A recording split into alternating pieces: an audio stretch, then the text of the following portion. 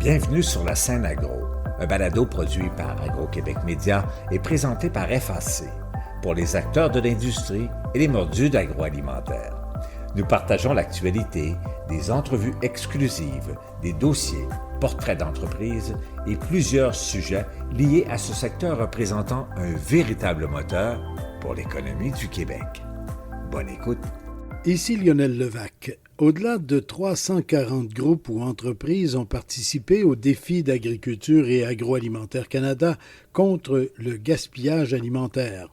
Des 12 finalistes retenus, 4 sont du Québec et participent à la sélection des 2 gagnants que l'on connaîtra plus tard cette année. Je vous présente les 4 entreprises finalistes québécoises. Voici mon reportage. Le défi de réduction du gaspillage alimentaire avait été lancé en 2020. 343 entreprises et organisations, la plupart du Canada, mais quelques-unes de l'étranger, s'étaient inscrites. En fait, elles devaient soumettre leur modèle d'affaires comme démonstration d'activité pouvant permettre de prévenir le gaspillage alimentaire, en particulier en réacheminant des rejets de la production d'aliments entre la ferme et l'assiette vers d'autres usages, assurant ainsi un système alimentaire plus durable. La ministre Marie-Claude Bibeau, alors qu'elle rendait publique la liste des 12 finalistes. Aujourd'hui, on a atteint une autre étape du défi de réduction du gaspillage alimentaire. Votre vision, vos idées originales et vos solutions créatives nous amènent à réfléchir autrement pour relever les défis complexes entourant la réduction de nos émissions de gaz à effet de serre et notre sécurité alimentaire. Abo-Kitchi, blanc de gris champignons frais, Circular Innovation Council, Food Cycle Science, Mission Loop, Outcast Foods, Savor Metrics, Station Food or Station Food, Top Grade Ag, Toujours Bon, Tricycle et Vivid Machines. Félicitations à chacun d'entre vous. Les 2 volets du modèle d'affaires appuient les innovations qui vont permettre de réduire le gaspillage alimentaire en intervenant à la source ou en évitant que ça prenne la direction des poubelles, et ce, à n'importe quelle étape du cycle entre la ferme et l'assiette. Les solutions que vous vous apprêtez à nous présenter ciblent certains des principaux domaines de l'action contre le gaspillage alimentaire: la gestion des stocks, le recyclage valorisant et la prévention des pertes alimentaires à la ferme. Chaque finaliste recevra 400 000 $ pour l'aider à lancer sa solution sur le marché.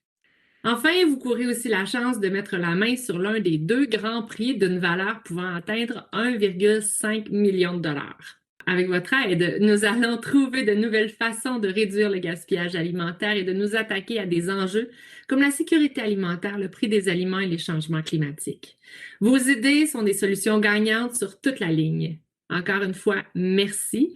Je vous souhaite le meilleur des succès lors de la prochaine étape du défi. 4 entreprises québécoises sont donc parmi les finalistes et je vous les présente. Tout d'abord, Blanc de Gris avec Dominique Lynch-Gauthier, cofondatrice.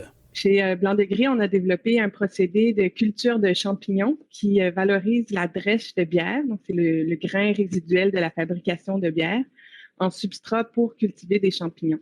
On valorise aussi d'autres sous-produits alimentaires comme la pellicule de café, qui est le résidu de la torréfaction du café, et du son de blé aussi dans nos substrats, là, donc le milieu de vie des champignons et aussi leur nourriture.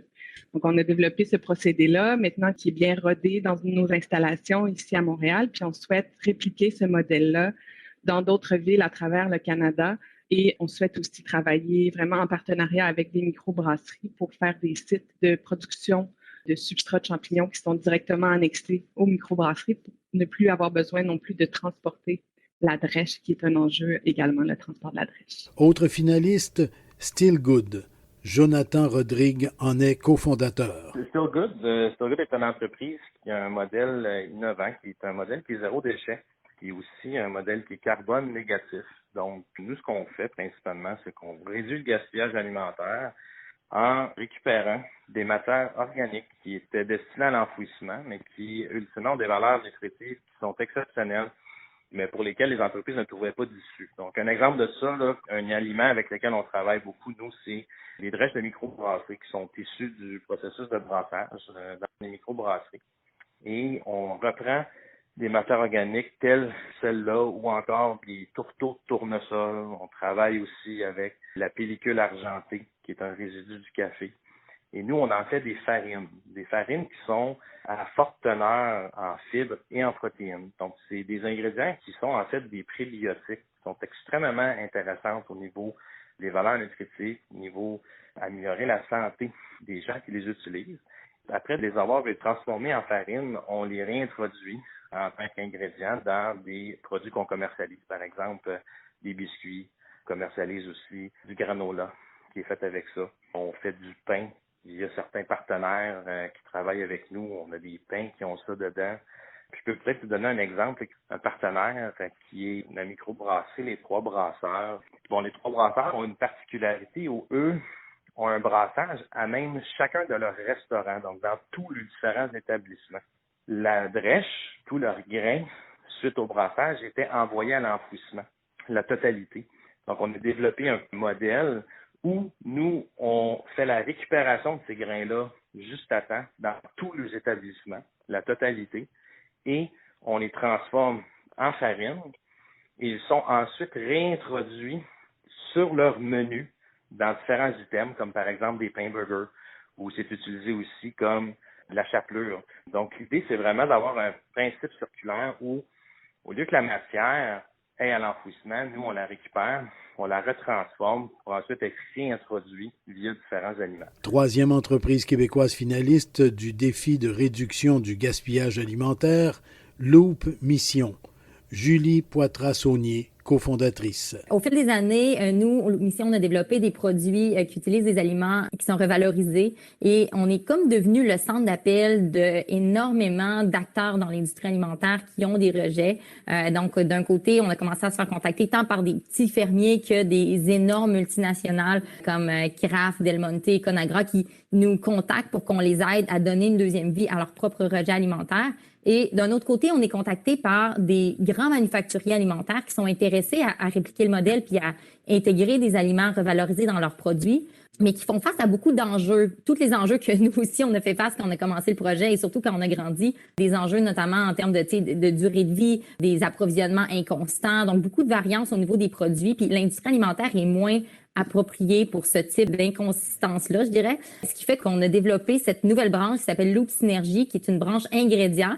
Puis ça vise vraiment à être l'intermédiaire qui permet de transformer les fruits et légumes rejetés en ingrédients qui sont facilement utilisables par l'industrie alimentaire. Donc, c'est une façon de contrecarrer tous ces enjeux-là, donc en les transformant en ingrédients qui sont stables, qui sont constants, qui ont une plus longue durée de vie. Donc, on les transforme en jus, en purée, en poudre, sous diverses formes et vraiment adaptés aux besoins de chacun des transformateurs alimentaires. Donc, c'est un nouveau projet pour créer ce mouvement-là et pour faire en sorte que n'importe quel transformateur alimentaire pourrait substituer un ingrédient qu'ils utilisent déjà dans leurs produits, par exemple une purée de fraises dans un yogourt, donc par notre purée de fraises revalorisée dans leur yogourt. Donc, c'est vraiment une façon de créer un mouvement tous ensemble puis d'avoir d'autres joueurs, dont les plus grands joueurs de l'industrie, à embarquer dans le mouvement. Enfin, l'entreprise Tricycle avec Louise Hainaut-Étier, cofondatrice. Tricycle est une ferme d'économie circulaire de proximité urbaine. Chez Tricycle, on valorise des sous-produits agroalimentaires qui sont issus de différentes industries. Par exemple, nos insectes sont des ténébrions meuniers qui ont un appétit vorace pour manger des sous-produits de boulangerie, des sous-produits de fabrication de la bière, comme la drèche, qui sont les grains résiduels, ou encore les levures de bière, qui sont souvent simplement jetées dans les égouts. On est aussi capable de valoriser des pulpes de jus de fruits et légumes après qu'on ait extrait les jus succulents. Nos insectes sont capables de valoriser la pulpe résiduelle.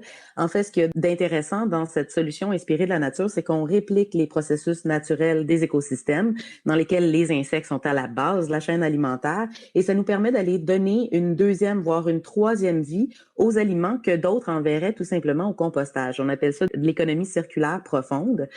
On l'a vu hier dans un rapport de Recycle Québec sur le gaspillage alimentaire qu'il y a 60% du gaspillage alimentaire, en fait, qui n'est pas comestible pour les humains.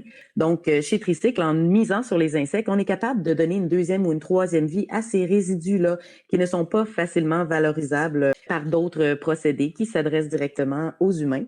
Et on est en train de faire grandir un réseau de fermiers d'élevage d'insectes de proximité un peu partout au Québec qui vont être capables d'ajouter de la valeur, transformer des résidus que d'autres enverraient au compostage pour en faire des aliments jusqu'à 60% riches en protéines qui ont une saveur délicieuse qui goûte un peu les noisettes grillées. Ici Lionel Levac. Pour conclure, je reprendrai une partie des propos de la ministre d'Agriculture et Agroalimentaire Canada, Marie-Claude Bibeau, qui soulignait qu'avec de nouvelles solutions au gaspillage alimentaire, nous pouvons accroître la disponibilité des aliments, faire économiser de l'argent aux consommateurs et aux entreprises et renforcer nos systèmes alimentaires tout en réduisant les émissions de gaz à effet de serre. Au revoir. Vous avez aimé ce contenu? Suivez la scène agro pour rester à l'affût de l'actualité agroalimentaire. Merci et à bientôt.